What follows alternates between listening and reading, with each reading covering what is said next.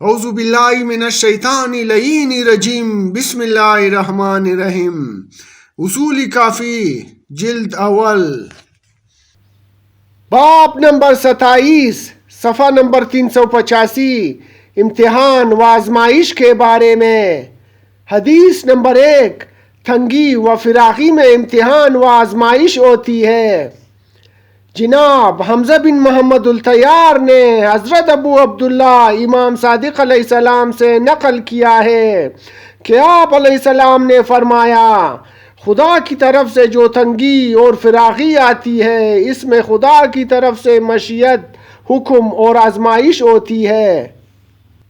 حدیث نمبر 2، نیز فرمایا، جناب حمزہ بن محمد الطیار نے حضرت ابو عبداللہ علیہ السلام سے نقل فرمایا ہے کہ آپ نے فرمایا، خدا جو حکم کرتا ہے یا جس سے نہیں فرماتا ہے، اور جس سے تنگی کرتا ہے یا کسی چیز میں فراخی کرتا ہے، یہ سب خدا کی طرف سے آزمائش اور قضا ہے۔